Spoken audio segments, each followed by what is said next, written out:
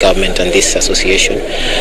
We've also developed a bill which is currently at the National Assembly, which is going to dictate how the beaches are managed and many other things. So we felt that it's important that we cement this relationship by signing an MOU, which we have just done. Number two is the training of beach operators. We have partnered with the Technical University of Mombasa, who have developed a curricula for beach managers. This is a short course, which at the end of that they are going to all get certificates from the Technical University of Mombasa. I think this is going to be very important for the operators in terms of being trained on how to handle their clients, how to market their products, how to be innovative and creative in the areas of business they want to engage in. And this is what the training is all about. And I believe with this kind of training, we are going to get more disciplined, more organized operators at the beach. And that is going definitely to spur tourism and to attract more tourism to this county. Yes. DG, why now? Are we seeing that the numbers are rising, tourism numbers are rising in Mombasa, or why now? No. This it has been an ongoing training process. I think there's some. But how many? 700 who were trained, 575 who were trained previously. So this is just a continuation of the training program, because we know the importance of training these operators. We have had complaints in the past of tourists being harassed, of the way they operate the businesses. It's an eyesore to the area, the beach areas. So with this kind of training, we've seen a huge improvement in how they interact with their clients who are the tourists, and also more organized way of doing their business, which now removes the ISO element from the beach. So this training is going to now add more to the organized way in which our traders do business at the beach frontier. Okay. So we understand this is the low peak season. You expect that the results will be much realized during the high season when the tourists are coming in.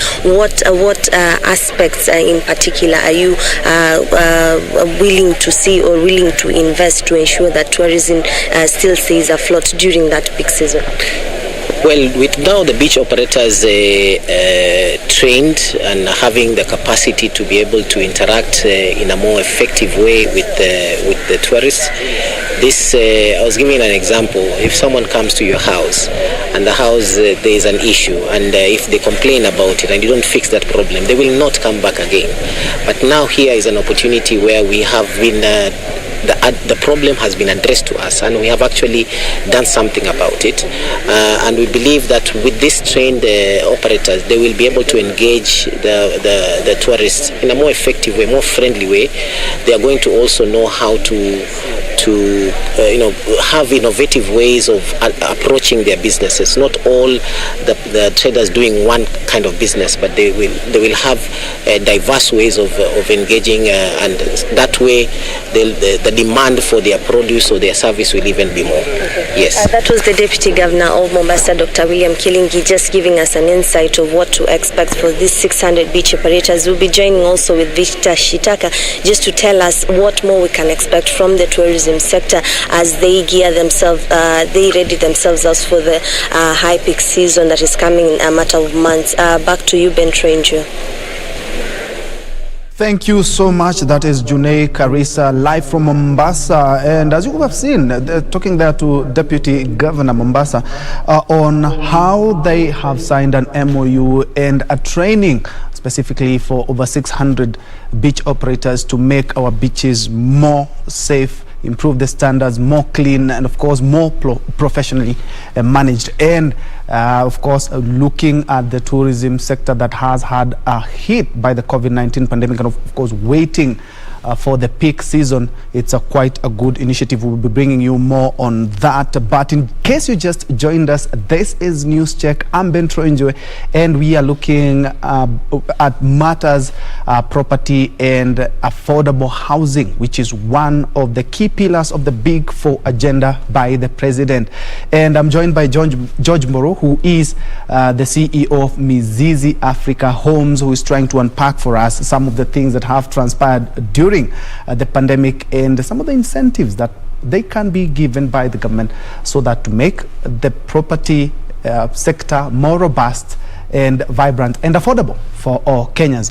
George, before we crossed over to Mombasa, we're talking about incentives that government can perhaps give companies like yours to assist, because 250 units and 50 to 100,000, quite a deficit. Sure. Thank you very much. We will appreciate that sometimes the government is also pressed to try and get taxes. That is why you see some of the things that the government is doing, like when you are in a panic and you normally sometimes come with short-term plans, like you tax everything so that you get more money, but that cannot be sustained in the long run.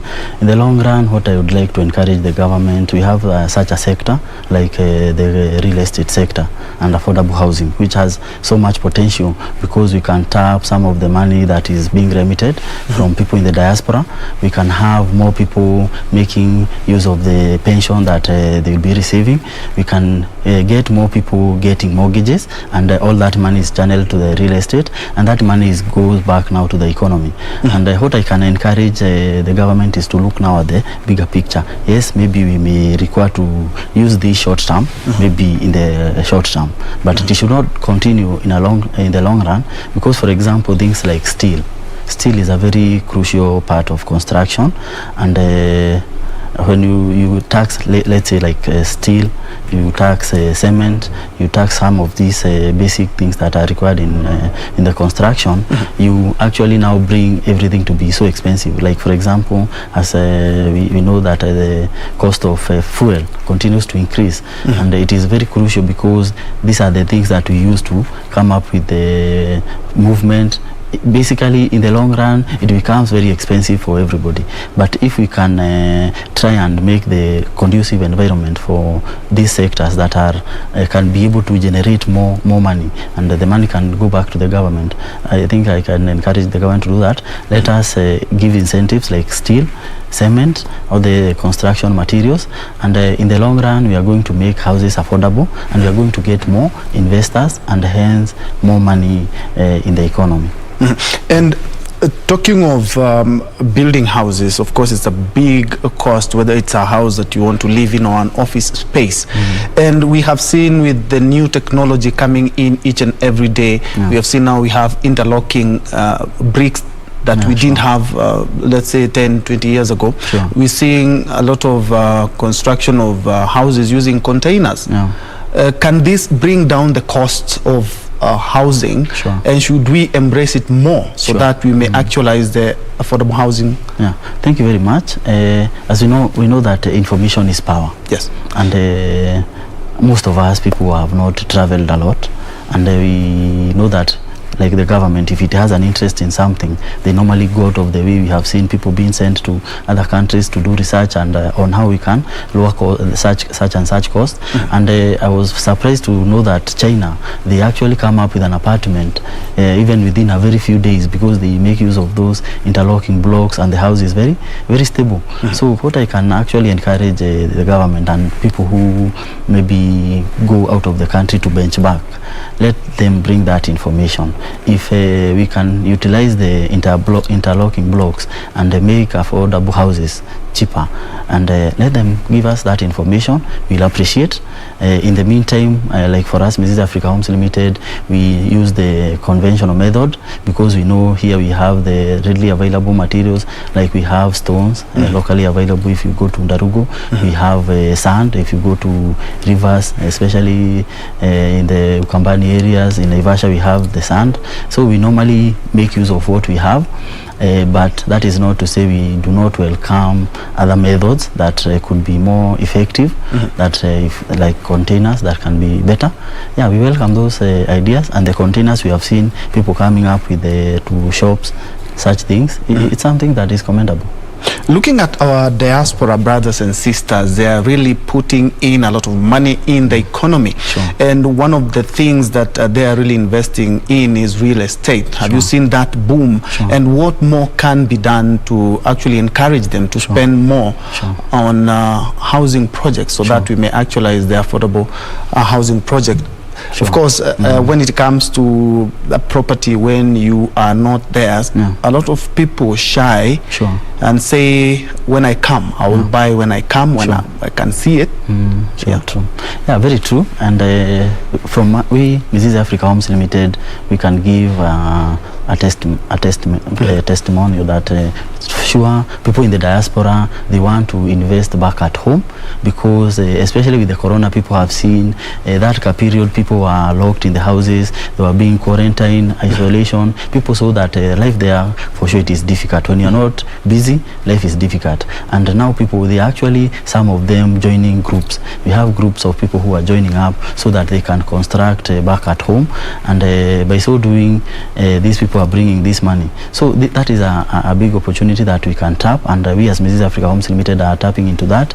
And the people in the diaspora, they just need regular updates. They need to know what is happening. They need to feel part of the project.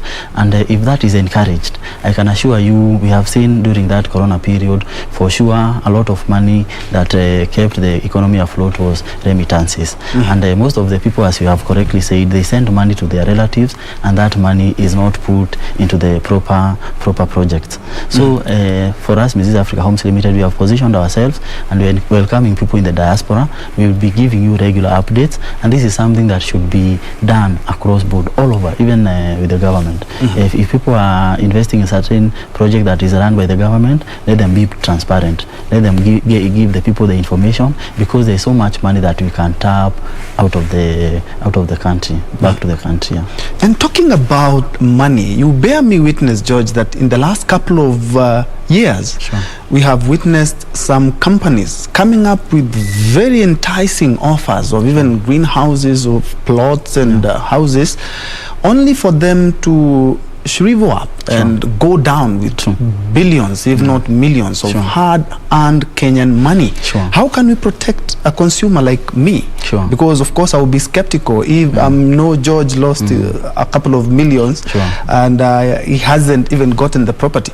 Other courts, we have so many cases regarding companies just like yours, but them, they go down with millions, if not billions of Kenyans' money. How can we protect? Very true.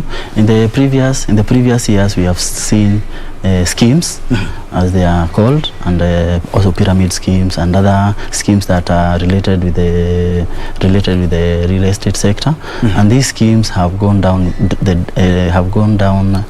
With so much money. And those schemes, actually, they are things that we should learn from them, because somebody comes and promises you something, even if you are to also as a person look at it, it is too good to be true. For example, you are told, give me 3 million, I give you a house, and for sure you do your calculation, the house that you are being promised, it's not equivalent to that cost. You can be able to also listen to other people who have done it in the past. Is it logical? The other people who are told, give me 100,000, within 2 weeks I'll bring it back as 200. So that's like gambling. And gambling, we know these are some of the things that can really affect. And you know, when there is a certain need which is not being met, people are susceptible to be deceived. Because, for example, you are here, you are working, you need a house.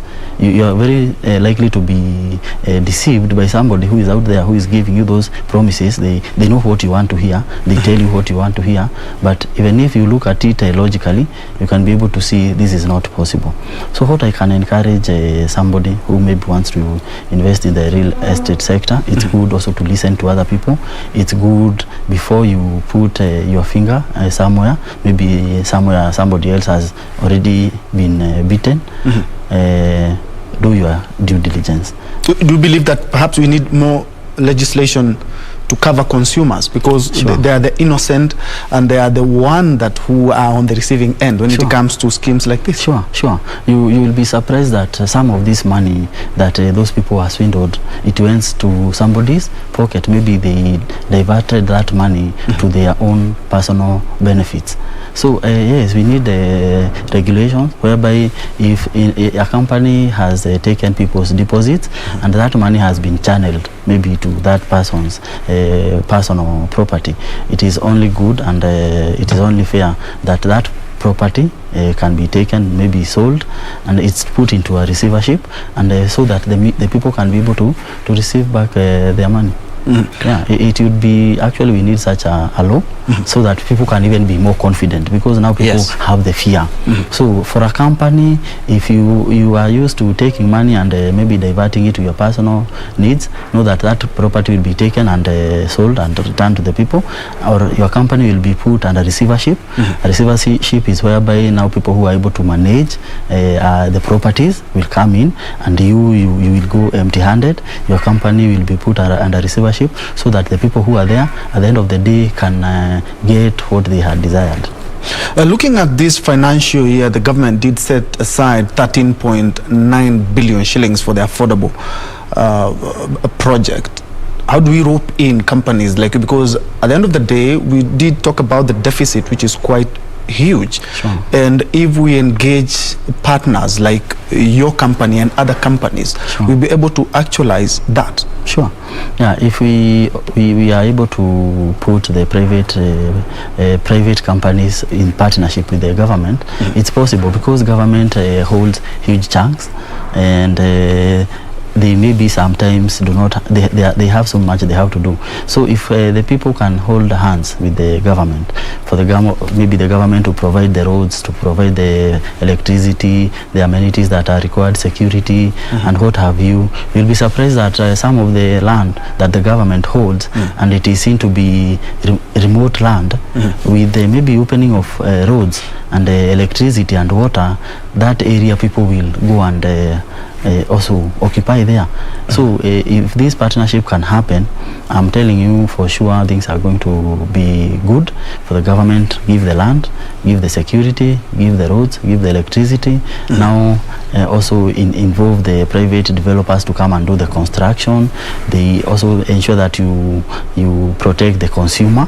Protect the consumer, let the developer do the work. You'll be surprised that within maybe shorter time than we anticipated, the deficit will be done. Yes, and looking at Nairobi, for example, if you walk in the streets, other than so many office spaces, Sure. the building just keep coming up. Are they so speculative that things are going to be good, or is there a flood in the number of buildings that we have, and especially the office space? Sure.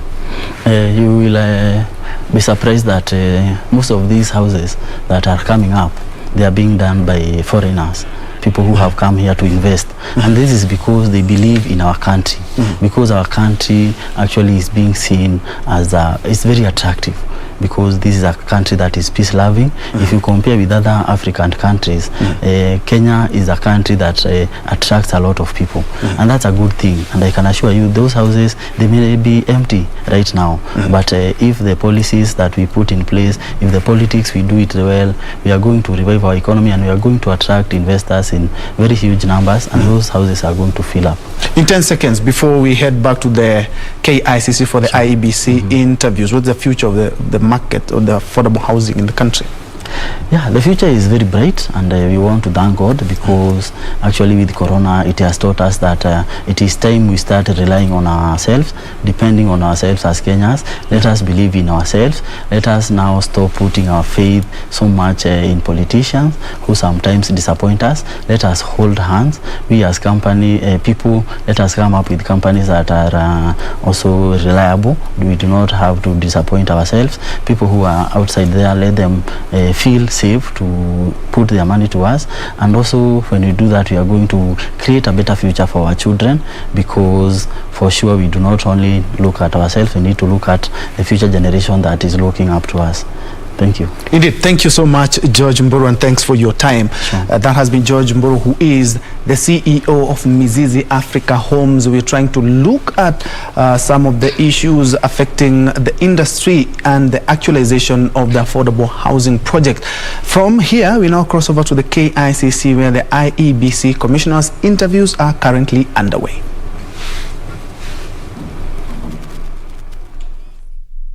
With us, highlights of your career that would demonstrate.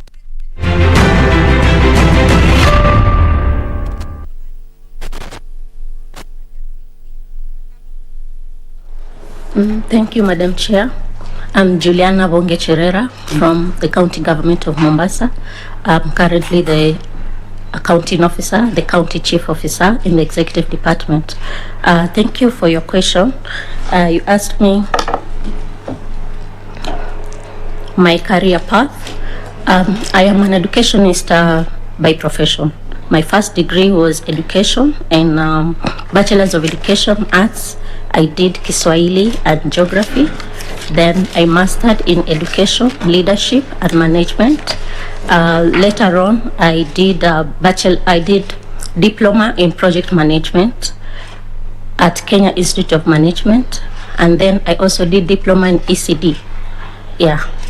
So that is my career path, though currently I have really taken the route of management with the Diploma of Management and my Master's being Leadership and Management. I have done government courses at Kenya School of Government. I did my SMC, Senior Management course at the Kenya School of Government in Mombasa. I also did my SLDP, that is Strategic Leadership Development Program at Kenya School of Government in Nairobi. With that, it has given me the management skills and what is required in government, government procedures. I am a hands-on person in this career field. I've also gained a lot of experience being the accounting officer at the executive. I have managed different units. Sorry.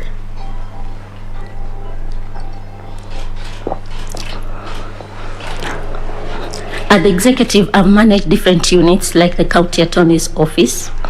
I've also managed our media team, which is the best communication team for the county government of Mombasa, being very vibrant in giving out information in real time, packaging it in the right way that is palatable to the consumers.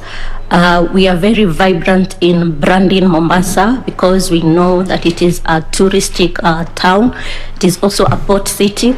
I've gained a lot of management skills being a member of the strategy development unit in the Office of the Governor, Mombasa. This team comprises of the advisors to the governor and the county chief of staff.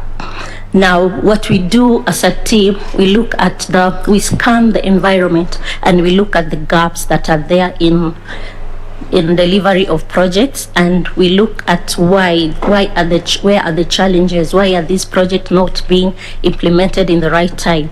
So we sit as a team and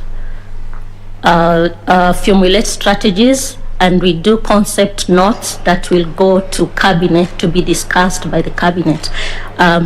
So being a member has given me an oversight of being one strategic person, visionary, to look at the corporate body, the holistic approach of government, and that is what we do at the strategic delivery unit. One case in scenario, we have done a research when our revenues were dwindling downwards. We did a research on the social economic impact of the SGR in the port city of Mombasa. And that research really was a turnaround to many things, in that the recommendations in the research was now playing field that different stakeholders could now come, sit, and we could talk together. And it was a win-win situation whereby the county government of Mombasa got a win to know that in the exchange of SGR, we are getting the Miritini Industrial Park. And for the national government, we had an opportunity to sit together as our major stakeholders, and now we plan together as a team. There is consensus, and moving forward, in the 5 years to come, Mombasa is going to be very vibrant again. So those are some of the experiences that I'm going to bring into the commission if I'm successful, in that it is a holistic approach on management, holistic approach in oversight of particular units that are usually under me. Like I said, the communication unit. I'm also in charge of the county secretary and the cabinet for the county government of Mombasa, in that I facilitate being the accounting officer. I've also been exposed into special programs. We have special programs. Being the executive, we do intergovernmental relations with our stakeholders, whereby we deal with issues that are rampant in Mombasa, like the counter-violent extremism.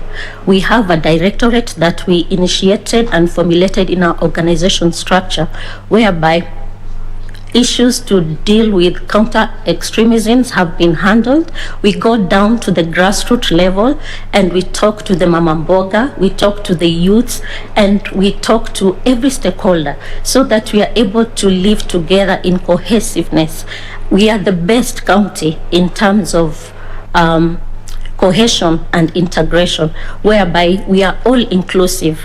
These are some of the good governance that we have implemented in the executive, whereby all our projects and everything, we make sure that we go down there, we do public participation, we talk to the people, we move kule vichochoroni huko chini, we talk to the people, we bring them on board, we discuss together. So this one, I'm going to bring it on the table. I have no problem in working anywhere in this country. Being born and raised in Mombasa, a cosmopolitan city, whereby the whole of Kenya lives in Mombasa. There is no tribe that does not live in Mombasa. I have taught for 13 years in Mombasa. First, I taught at Bohora School. It is called Al Madrasa Burhania. I have taught at the Islamic Teachers Training College. I have taught at Kajembe High School. That is when I was employed by the Teachers Service Commission. I have also taught at Kajembe Boys. So that experience and dealing with the young people and dealing with the parents, and then later on getting into county government, this one has given me exposure to work with everyone and to ensure that these people are included and are brought in board and are given information of what is expected of them by the commission. This is what I'm going to bring on board. To continue, what I'm going to bring on board is the experiences that I've gathered over time. You remember the COVID-1. We know that it really hit Mombasa, and Mombasa was the first county that was locked. In that time, we were not prepared about how to handle COVID. We were getting the informations from the public health on the protocols. Our people were locked down. They could not move out and do business. For your information, Madam Chair, Mombasa, we have a population over 1 million that work in Mombasa but live outside Mombasa. So we are so interconnected and related to each other. While the lockdown was done, it was very hard for the people of Mombasa. Their economic, the income was now down because they could not go out and work.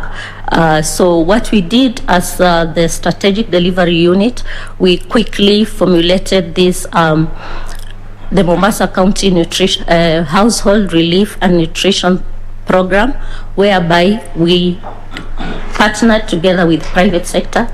We worked together in preparation, implementation of this project, whereby we delivered food to the household, door to door. And I was in charge of one sub-county called Kisauni sub-county. It is very vast. I was given that responsibility. We were delivering food at night. It was a very strenuous exercise. We worked over day, and at night we are back in the field. And Madam Chair, that was the time that our Muslim brothers were also having their Ramadan. So it was really hard, but we managed to take advantage of that time of Ramadan and that time of the curfew, so that at night, together with the security in Mombasa, we worked so well with the county commissioner, we were able to deliver food to the doorsteps. So this one, and I look back to the mandates that is with the Iebc, conducting elections to the grassroots, and I believe I'm up to the task to oversee this exercise from the beginning to the end. Thank you so much, Juliana. Allow me to ask you if you are a registered voter. Yes, I am. Where did you vote in the last election? I voted in Mombasa. My polling station was Kobles, where we have the Red Cross. Mm-hmm. Thank you so much. I'll request Mr. Morris Kimuli to ask you a few questions. Thank you very much, Chair. Juliana. Yes. Let me just confirm so that we may know you better. You say that you have done very well branding Mombasa and you are the best county. Is there a study that has shown that Mombasa is the best county? No, we've not conducted a study, but when you look at, when you scan around the environment and you ask anyone about something that is happening in Mombasa, they know. But when you ask someone something that is happening in another county, let me not mention names, it is neither here or there. So to us, we have employed a business strategy in our communication to brand Mombasa, because we know what communication means and we know what branding is all about. And knowing that Mombasa is a touristic port city, yes, it needs a lot of branding. Okay. Now, when you look at our law, to some extent, during the election period, members of the executive are barred from participating in open campaigns. Is that a correct statement? And ministers in our government go out campaigning during elections, for example, by-elections. When you are sitting as a minister, you are serving as a minister or a member of the executive, can you go out campaigning in accordance with our law? No, you cannot. Why is that?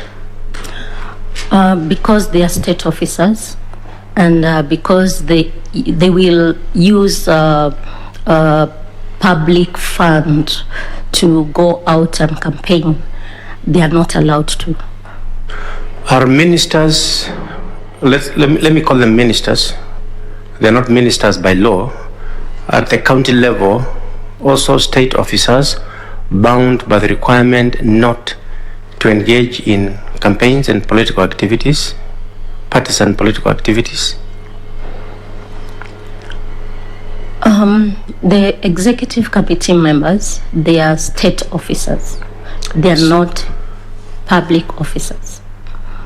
So if you are a commissioner in Iebc, one of the things you would do is to see to it that ministers and employees of county governments do not participate in partisan electioneering while they are serving. Is that something you think you would do, or it would not be within your mandate as a commissioner of Iebc? It is within the mandate to ensure that the code and conduct of election has been observed. if they're going to participate, of course they'll participate through their political parties, and that will be very wrong. That will be very wrong. Yes. Now, in your view, is a governor a state officer for the purposes of the Public Officer Ethics Act and our electoral laws? Yes, the governor is a state officer.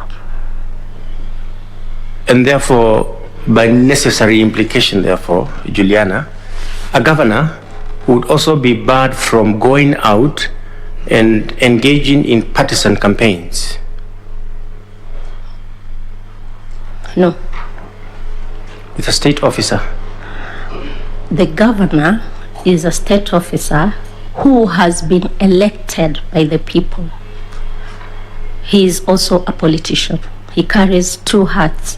One, the political, and another one, the executive of a county. So in that sense, he is free? Yes. Is he free to use public resources? No. He's not free. Now, in your case study, or the one you responded to, you talked about when you are dealing with the question of young people, dead people appearing in the electoral register, the voter register, and young people being unregistered, you said that one of the solutions you thought was apt was to integrate data between Iebc and the register of births and deaths. That's what you said, if you can recall. Yes. How would that be done in your view?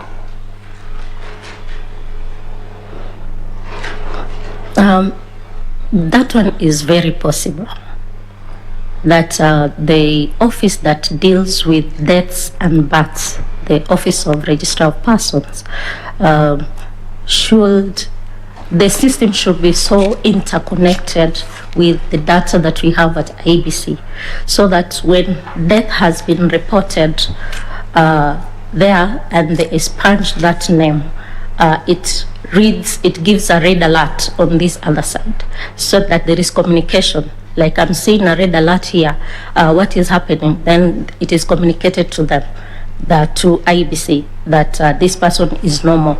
So since registration is a continuous process and cleaning up of the register is a continuous process, and people are dying every day and people are getting IDs every day, so that one, when it is interconnected electronically, it's going to be an easy thing. We won't have scenarios that after 5 years we still have dead people in the register. Now, in your view, Juliana, does Iebc have the legal framework to get hold of the registrar, the register of persons, or the register of deaths? Does it have a legal framework allowing it to do that? No, but it has a stakeholders framework. It has stakeholders framework. Now, to what extent, in your view, do you think the Huduma Center's framework and structure can be used for this purpose? Yes, the Huduma Center has really worked very well in bringing the services that were previously in the headquarters Nairobi to the people in the counties. That one can easily happen, but it won't be as effective as if these systems were interconnected. For example, I can give an example of NHIF, or any payment system. If you've not paid and you go to get services, when your name is checked, it will show that you are not compliant to get the services. So if we as stakeholders work together and formulate a policy and formulate an interrelated structure, that one, I believe it's going to work so well.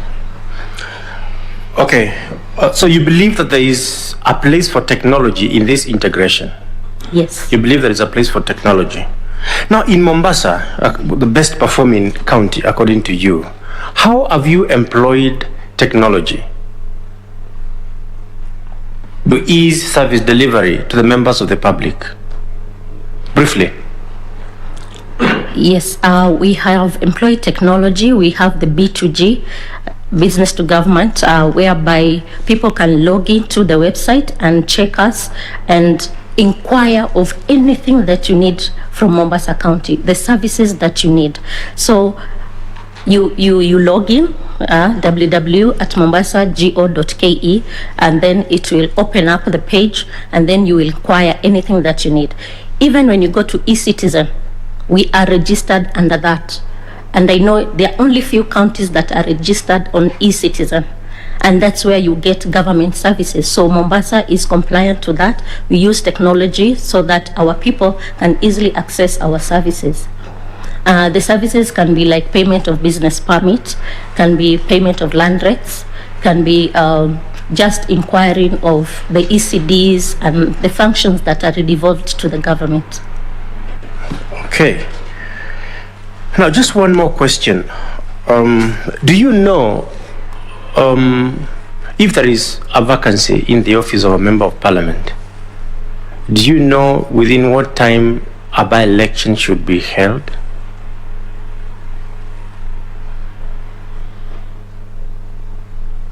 Three months. Are you sure? Yes. You're sure? Just mention two circumstances under which a by-election would occur in the office of a member of parliament. When the member of parliament dies. Yes. When the member of parliament is incapacitated, either mentally, physically. Member of parliament gross misconduct. Thank you. I just needed two. And thank you very much, and all the best, Juliana. Thank you. Thank you very much, Madam Chair. Thank you so much, Mr. Kimuli. I'll now request Dr. F.S. Abdallah to ask you a few questions. Thank you, Madam Chair. Juliana, ulikuwa nakusikia wasema baada ya kichochoroni hapa. Pepeta ziko bado na mabuyu? Sorry? Pepeta na mabuyu ziko? Pepeta na mabuyu ziko. Zapatikana, eh? Karibu. Asante. I'm indeed happy and proud of your pride in your county. Congratulations. Thank you. I happen to be from there. All right, thank you. Now, Juliana, from your CV and work experience and achievement, you are a very, very, very busy person, and your job description is very demanding, because indeed it's very executive. Just, you're overseeing the general administration, oversaw management, promoted, and you said you are implementing the cabinets and all that. And you're so proud of the growth and the development of your county. Then what interests you to come to IBC? Okay, thank you. My interest to come to IBC will be a personal story. Now, back in 2007, when we first had the first post-election violence, I was staying in Mikindani in Mombasa when it happened. And you see, when it happened, we didn't know much about post-election violence. We didn't prepare. We didn't know that something like that can happen. So to me, it was a very disturbing thing. I was a young mother with my small baby, 1 year old. We stayed indoors because outside it was chaotic. There was a lot of vandalism. Things were being destroyed.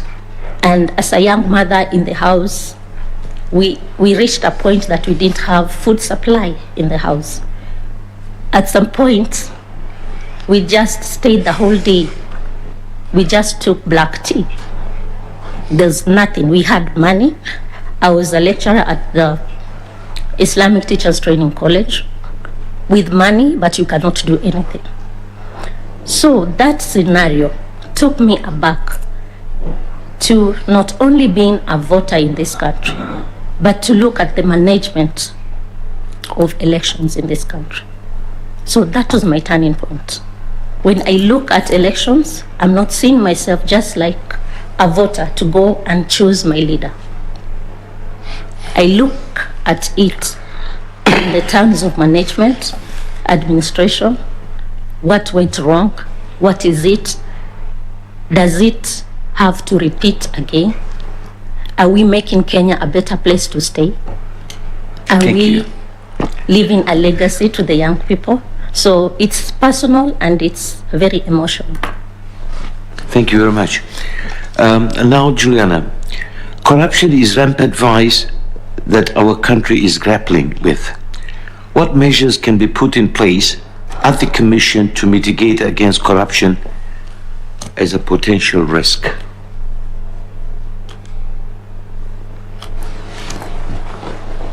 Corruption.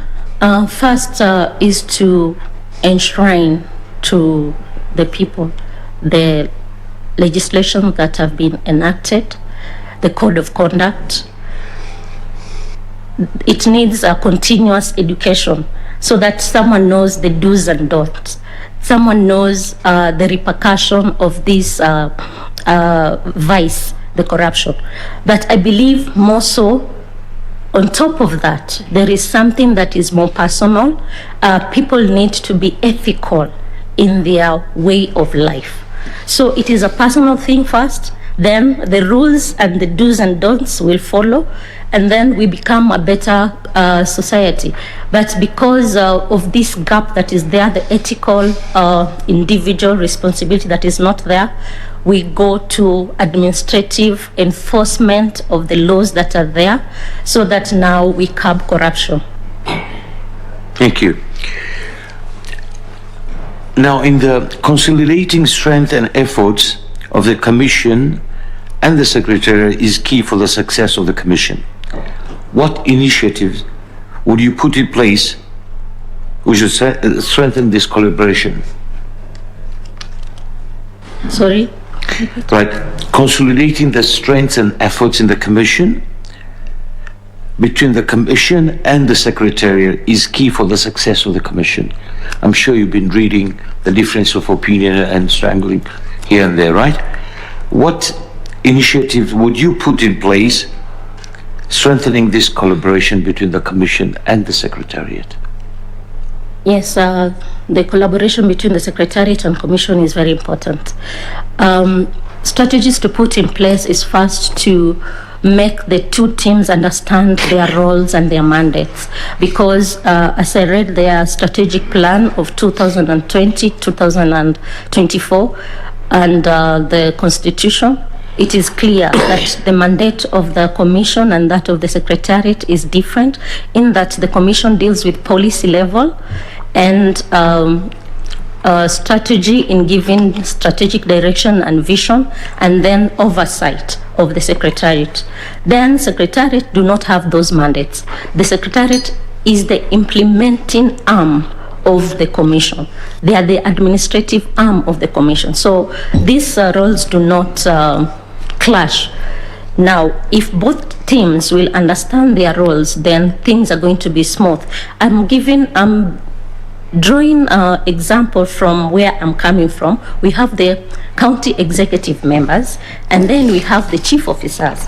Now, roles are not conflicting, because the county executive committee formulates the policies. They are the policy arm of government, while downwards we are the implementers. So policies are drawn up there, they're given from cabinet through the county secretary, then the team down here from the county chief officer and the directors, we now implement that which has been agreed at the Commission. That is very important. Role separation and clarity of the roles. Number two, creating a team. Now, after everyone has understood their roles, creating a team, making everyone feel part and parcel of this Commission, that the undoing here is for all of us. And if we do well, all of us win, and it is for the good of the country. So there is need to do a lot of capacity building, professional development, team building, having time and regular meetings whereby there is reporting structure, so that when someone deviates from their functions, they're able to be brought back to line. So constant meetings, very key. Right, thank you. The IBC in one of the reports identified high turnover of the staff as one of the challenges that is currently facing. Using your skills and experience, what would you do to address the situation?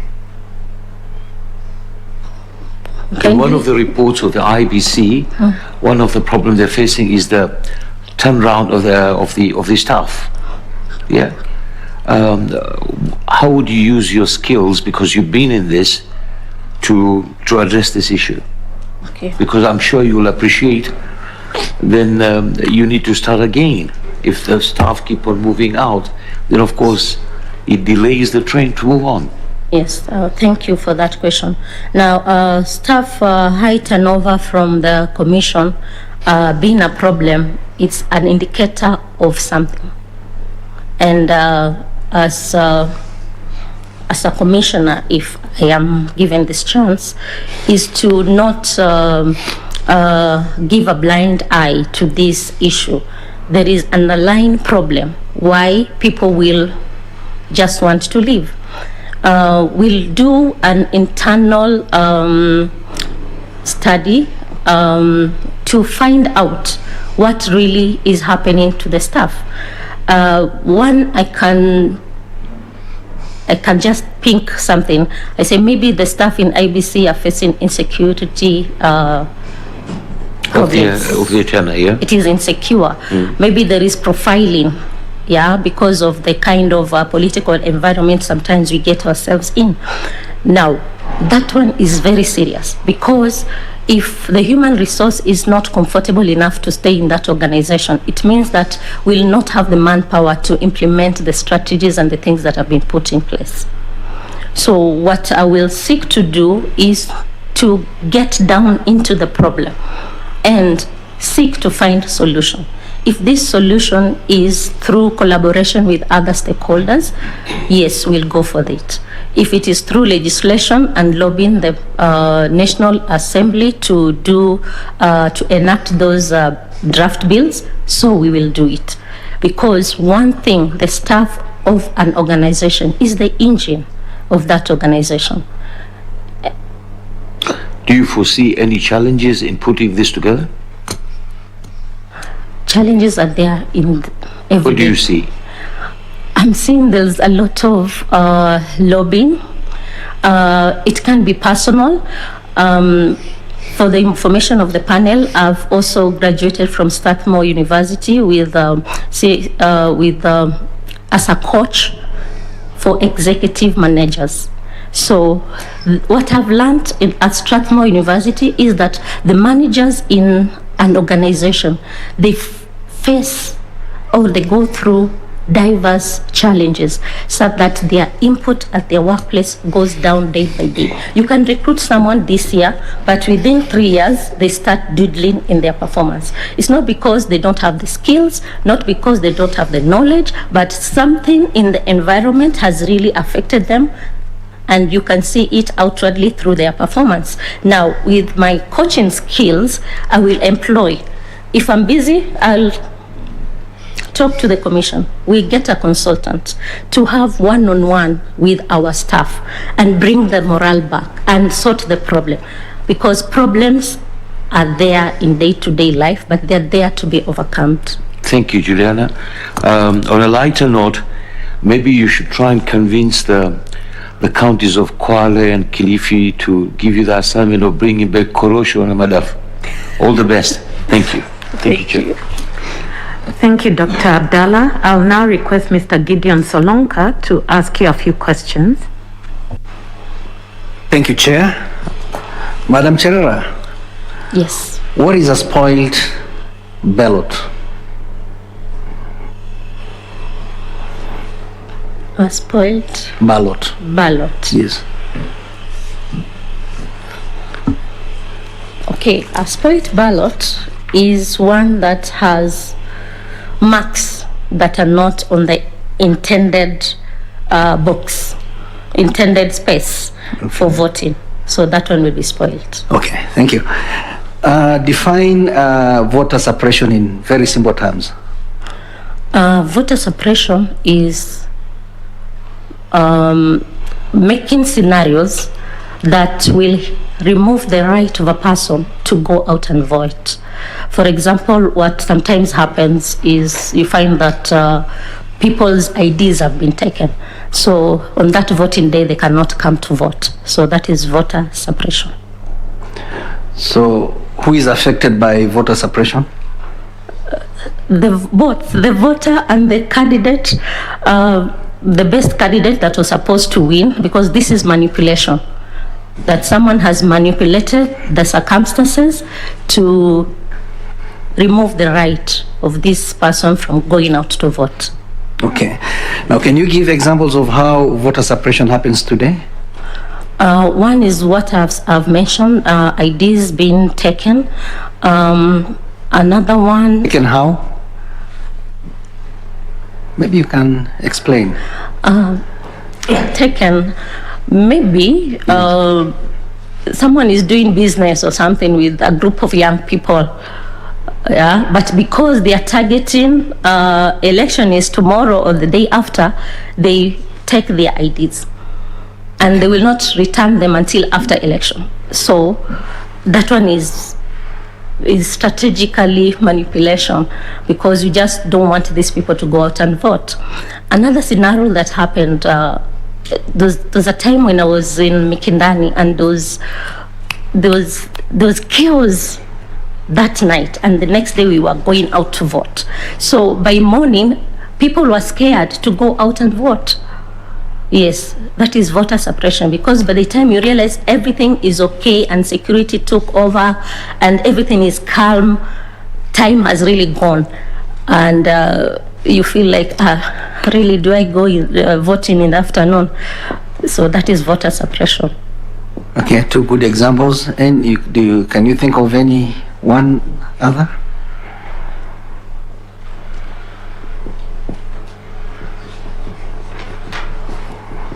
Okay, let's move on then. What are the possible solutions to voter suppression? One very key is voter education. Voter education.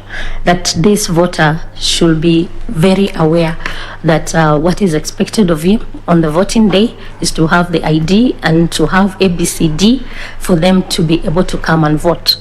Voter suppression can be eliminated by showing the people during voter education campaigns the importance of them to go out and vote, what it really means, that they are going to have a say, yeah, in electing their own leaders.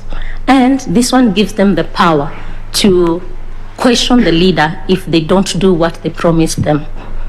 So basically is to educate the people, empower them, so that when these scenarios come to play, they will know that come what may, I will not be hindered, I'll go exercise my right.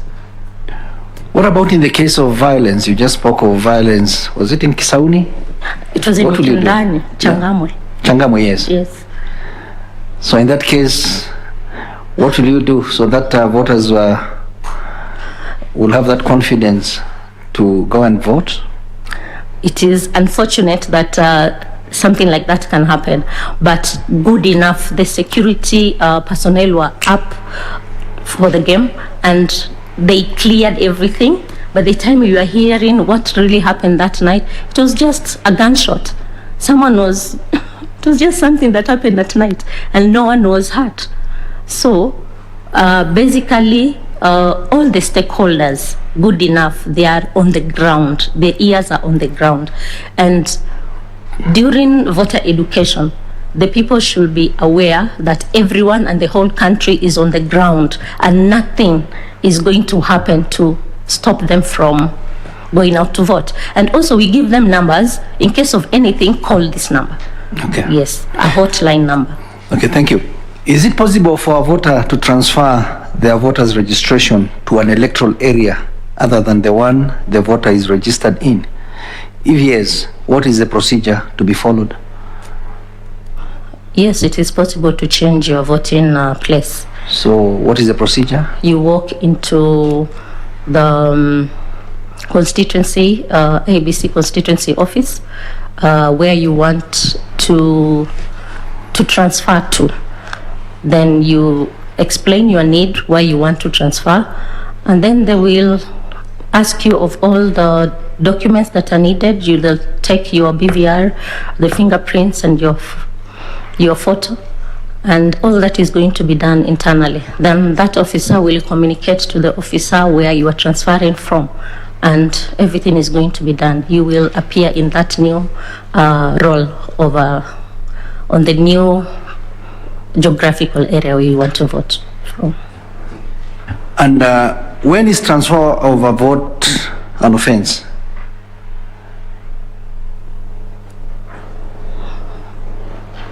When is it prohibited? Oh, it is prohibited when we have a by-election. Okay. Yes. Only that?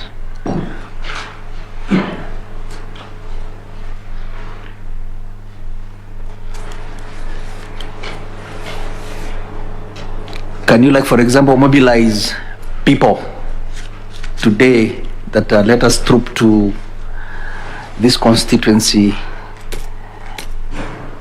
for voter registration when Yes. there is when an election is Ongoing. Close? No. There is a window that is open for voter registration. So when the window is closed, Yes. no, it's not possible to transfer your vote. okay. Thank you, Madam Cherera, and all the best. Thank you. Thank you so much, Mr. Solonka. Let me request Madam Elizabeth Mayo to ask her questions. Okay, thank you, Chair. How are you, Madam Juliana? I'm fine, thank you. I've heard you speaking. You've really talked about stakeholders a lot in everything you are saying. So what are some of the key issues do you think IBC should take into consideration while developing strategic partnerships with stakeholders for purposes of voter education?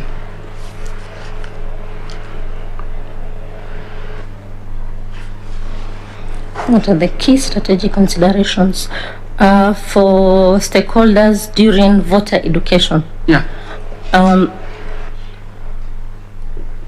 There is this stakeholder that is the educator that is accredited by Iebc to help in conducting voter education. Criteria to be used should be someone with integrity, someone with skills and competence to deliver the content, someone who can deliver the content to the audience, because there is need to be very strategic in the kind of audience that we want, especially when we're doing voter education campaigns. Yes, so there are those competences, integrity, the ethos, and then yes, someone with the knowledge and the skills. Okay, thank you, Juliana. When you talked about your performance at the county, you've been at the county from 2014 and you're still there. You spoke of being a member of Strategic Development Committee, and what you really do is to improve performance at the county, you scan the environment and identify the gaps, am I right? Yes. After doing that, you sit as a team, formulate strategies and oversee implementation. Now I want you to move from the county to the commission. If you are appointed today and you scan the environment and find that the participation of special interest groups in electoral process is wanting, what will you do as a commission? Thank you, Madam. When we scan the environment and see that participation of the minority group is wanting, we'll quickly do, if time allows, we will quickly do a crash program.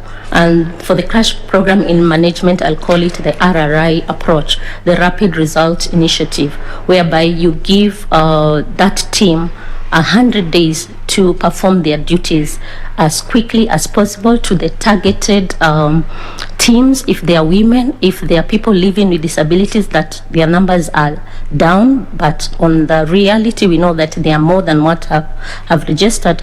So we'll do an RRI and will be very targeted to these teams and where they are. Something else that needs to happen is to move to where they are. If it is Mama Mboga, you move to the marketplace. Place your table somewhere there with just an umbrella, kind of a tent, and provided that the work is going to be done. You move to the water points where they are fetching water, and you register them from there. So I will employ strategies that are really down to earth, but are very productive by the end of the day. Okay, thank you. Still, on Mombasa County, you've told us Mombasa County is county number 1, the best county in the country. We still need to know why you think so. That is good. You are proud of your county. At the county, you helped in automating the county attorney's legal services. I'm right, eh? Yes. And because of COVID-19, because you wanted business continuity. Yes. If appointed as commissioner, what do you think you will do to ensure business continuity, especially on voter education during this pandemic? Oh, thank you. This pandemic has given us protocols that limit the number of people you can sensitize at a particular time in a given hall. So we will employ, I will propose to employ automated methods. Yes, in that we will have more of the media, more of usage of the social media platforms. We get airtime to showcase and to educate people on the national platforms, the TVs. Then we'll go to social media, the Twitters, the Facebook, and even have some clips in the YouTube. But you see, this will be limited to a particular kind of group that can access e-services. For the people down there that they cannot access these services, we will still go out there and have several meetings in different locations. Like point A, we are meeting 100 people according to the protocols. Another team is meeting another different team at the same time concurrently, so that we follow the protocols that have been laid down, but still achieve our mandate. But we will really review the social media platform. Yes, and very targeted. One thing about social media is that if you want to trend, to make something trend, you have to be strategic on the time that you make this information out. You cannot trend something. For example, in Mombasa, we usually have this silent policy that if the national government is doing something major, it will take the day. So that day we will not put our information out because it will be wastage of airtime. So we let 3 days pass. Then now we scan the environment again and then see that now it is conducive for us to put our information out. So that way you are not overdosing your audience with information, that this information from the national government, which is very important, and you're also giving you another kind of information down there, the county, it will not work. So being strategic and scanning environment is very important, and that is what I've been doing day to day. Okay, thank you. Iebc as a commission deals with many stakeholders, and each and every stakeholder has got different expectation. How will you manage as a commissioner to address the different expectations from the various stakeholders? Thank you, Madam. The expectation from stakeholders are not out of the box. They are not far-fetched. They are expectations that are legit, and they need to be met by the Iebc. And also, as Iebc, it is a give and take. We also expect something from these stakeholders. As much as they expect something from the Iebc, we also expect something from them. So having sensitization, coming into meetings and getting to know these expectations that they expect us to do A and as we expect you to do B, so that we are on the same playing field. We have a compromise. If something that it is far-fetched cannot be implemented at that particular time, maybe later on, we have a platform to engage and to say the challenges where they are. So it is a give and take. It is about compromising. It is about understanding each stakeholder so that we can agree with them that for the purpose of this election, these are the parameters that we can deliver. And then we also give our expectations to the stakeholder, for example, to the electorate, that as we do this, we expect you to collaborate on your part, so that now by the end of the day, we are all on the same playing field and we achieve our mandate. Okay, thank you, Juliana. Juliana, you're aware that as you try to meet the expectation of various stakeholders, some stakeholders can try to capture whatever Iebc is supposed to do. They want to control. How will you deal with this? Yes, some stakeholders are really bulldozing. So what I'll propose is to have parameters that are clearly stipulated. Yeah, we say it as it is. You know, if you hide your cards under, they will now be very suspicious. But when you put it on the table and you say, until this part, the rest is the mandate of the Iebc. Yeah.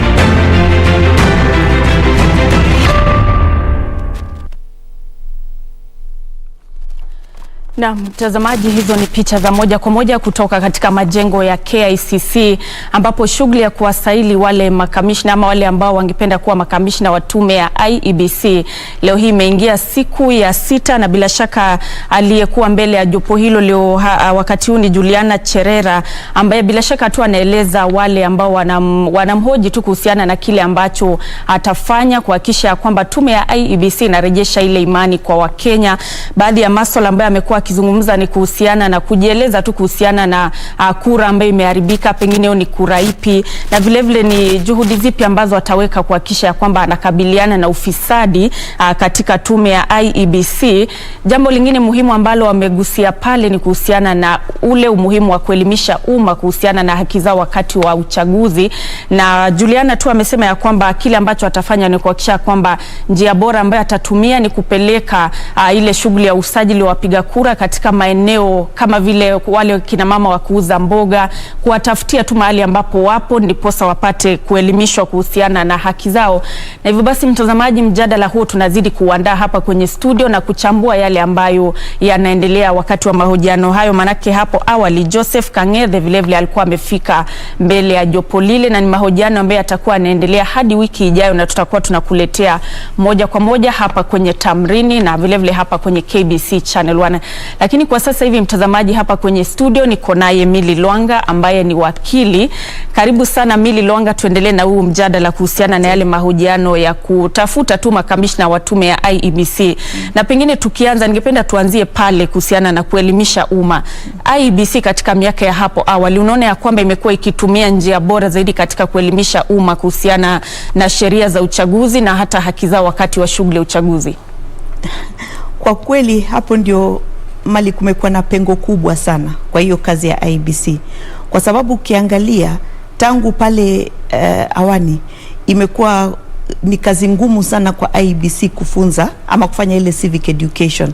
Wakati nafikiri ilikuwa miaka gani 2002 ndio tulipata kama IEBC pamoja na zile civil society organizations walikuwa wameweka pamoja katika ile program ambayo ilikuwa inaitwa kwa kimombo GJ Laws.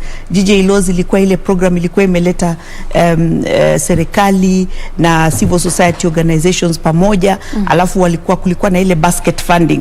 So pesa inawekwa kwa nini moja, alafu inagawanywa na kila mtu anajua nani anafanya kitu gani. Hapo ndio tuliona civic education ikitendeka kidogo. Lakini baada ya hapo 2007 watu walilalamika, wakasema kukuwa na ile civic education. 2013, 2017 tumeona hakukuwa na civic education hata. In fact 2017 IEBC walikuwa wakienda kwa zile meetings ama zile conferences za civil society organizations, na pale ndio wale communications officers wao walikuwa wakizungumza na watu au wenyewe hakuwa na ile program wamepanga ya civic education. So itakuwa ni kazi kubwa sana, kwa sababu lazima IEBC ndio watu wanaelewa, ndio watu wanaamini, ndio watu wanajua. Lazima ni hao ndio waende wakazungumzie wananchi, waeleze ni nini, kwa sababu wananchi wakisikia watu wengine wanadhania kwamba watu labda wana lengo fulani, labda wanajaribu kuuza sera ya chama fulani ama ya mtu fulani. So labda saa zingine watu hawaamini hawaamini kabisa. Lakini ikiwa ni IEBC, watu wanajua hiyo ni kazi yao. So ni kitu muhimu, ni kitu kubwa lazima wafanye. Na hata nafikiria ndio maana wamekuwa wakiuliza wa Kenya ambao wanataka kuwa makamishna kama wanaweza kuzungumza kwa Kiswahili. Kwa sababu wanataka kujua kama wataweza kuzungumza na wananchi, wawaeleze kwamba nini inatendeka pale, hiyo ni by election ama ni election kubwa, na ni nini inatakikana kwa mwananchi, na ni wakati gani watafungua pale ile station na kadhalika. Bila shaka tutakuwa tunarejelea hiyo kauli kuhusiana, manake ni swali ambalo limejitokeza kwa muda. Yule kamishna pengine anatakiwa azungumze kwa Kiswahili lakini anashindwa, hivyo basi tutazidi kuzungumza kuhusiana na ule umuhimu wa kufahamu lugha ya taifa wakati ambapo unataka kushikilia afisi kama ile.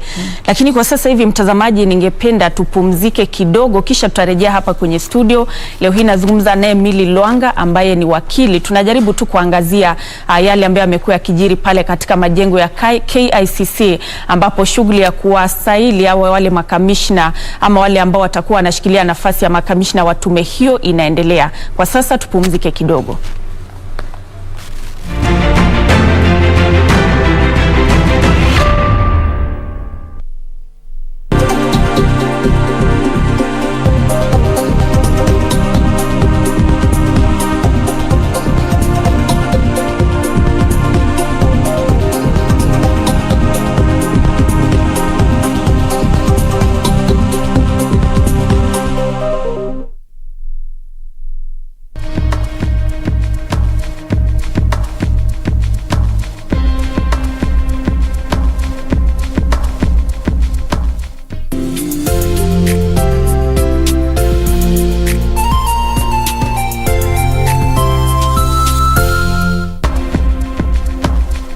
Be sure, check out for a KDIC sticker in your banking hall.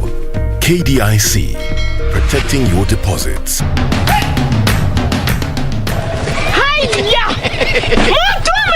Ala!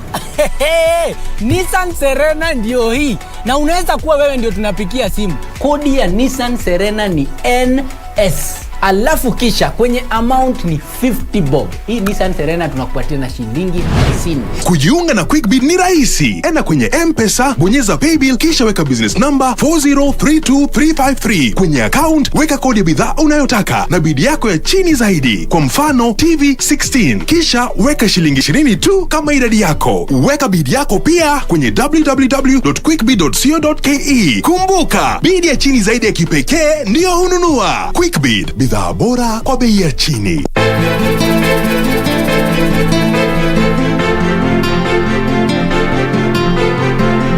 I am only here to help you. So am I. Ama hii session ya leo pengine ya bure.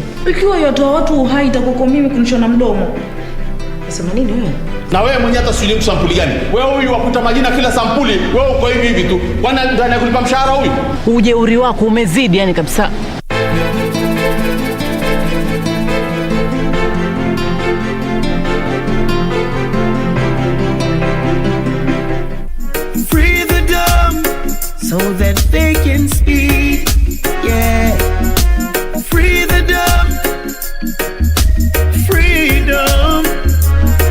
I want you to feel the same, so girl, I want you to feel the same, so cause I have Jaja by my side, they will never conquer I.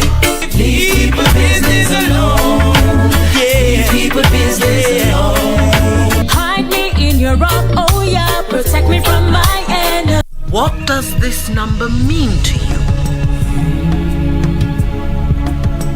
A pack leader? A winner? Or just a number? To us, it means freshness, boldness, vibrancy, and heritage. That's why at KBC Channel 1, we make it easier for you to pop up your family entertainment to a fresh